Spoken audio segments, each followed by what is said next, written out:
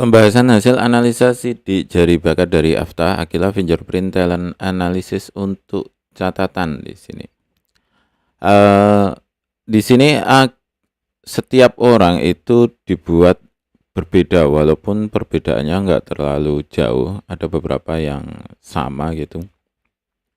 Namun tiap orang itu didesain berbeda di sini. Jadi tiap orang itu punya keunikan. Jadi yang ingin kita tampilkan di sini adalah tiap orang itu punya kelebihan dan kelemahan. Kelebihannya di mana, kemudian kelemahannya di mana. Sebenarnya ini rangkuman aja seperti catatan founder gitu. Jadi konsepnya pertama itu catatan founder. Jadi ini tidak dibuat manusia ya, maksudnya ini dibuat AI aja. Namun saya ingin ini itu bisa dari ini itu lebih lebih tajam gitu, lebih tajam untuk apa sih yang harus saya lakukan gitu dari hasil analisa.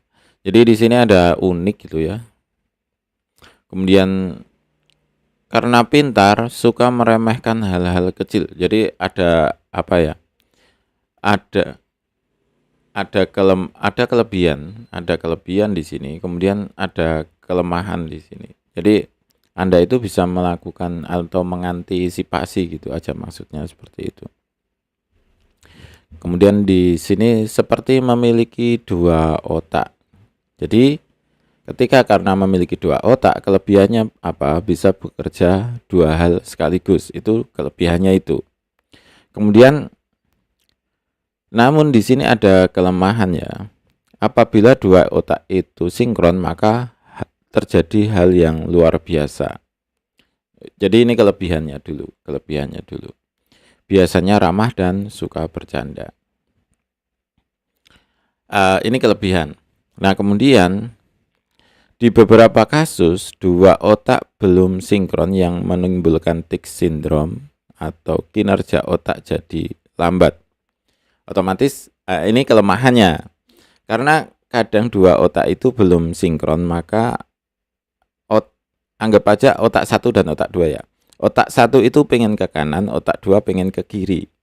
Nah, ketika itu tidak sinkron, maka ke kanan dan ke kiri, tubuh itu akan merespon ke kanan dan ke kiri secara bersamaan, kemudian terjadi gerakan sendiri, ceklek gitu. Itu beberapa kali terjadi, atau biasanya tremor. Jadi tangan itu gerak gitu. Tangan itu nggak bisa berhenti bergerak, tremor. Beberapa kasus yang kita temukan tremor. Kemudian ketika otak itu belum sinkron, maka jadi lola banget. Orangnya jadi lola. Kenapa? Karena karena otak itu kan mikir ya. Yang satu mikir apa, yang satu mikir apa gitu. Jadi belum ada pengendali atau yang menyinkronkan itu.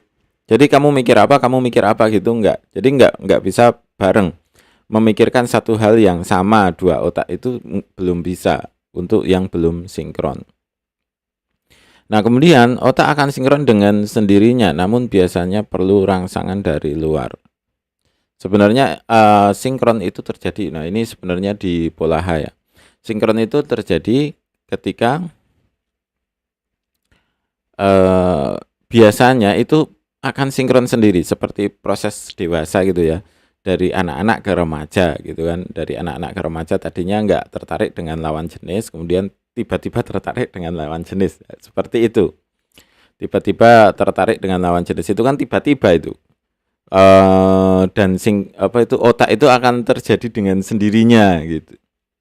Kadang itu kan terjadinya beda-beda, ada yang SD aja udah tertarik, kemudian di SMP baru tertarik, SMP kelas 2 atau kelas 3 itu baru ada ketertarikan. Kemudian di SMA ada yang baru SMA itu baru paham itu. Ada juga karena saya sendiri itu terlambat. Jadi SMA itu ya belum paham.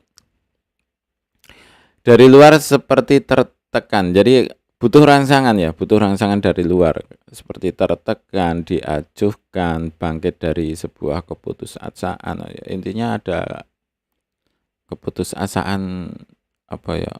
Terlalu intinya ada rangsangan dari luar, kita butuhkan rangsangan dari luar. Tapi biasanya sebuah penekanan-penekanan. Waktu sinkronnya juga berbeda, ada yang di kelas 2 SD, namun ada yang baru SMP sinkron. Sinkronnya itu beda-beda.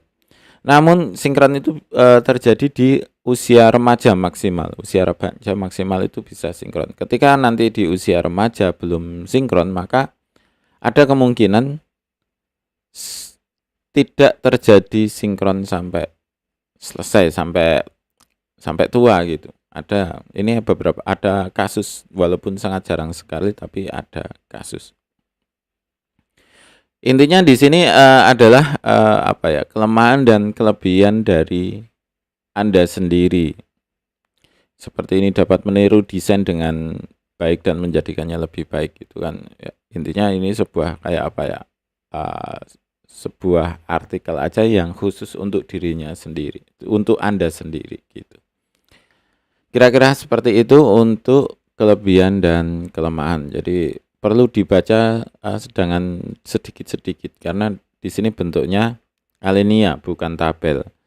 Jadi ini lihat misalnya karena pintar itu kan berarti kelemahan, suka meramahkan hal-hal kecil itu kelebihan. Karena pintar itu kelebihan, suka meremehkan hal-hal kecil itu kelemahan. Jadi agak lebih detail di sini karena dalam bentuk tulisan ya, kalimat gitu. Jadi saya pikir ini bisa lebih mudah dipahami. Kira-kira seperti itu. Mohon maaf jika ada salah kata. Terima kasih. Selamat mencoba dan semoga sukses selalu.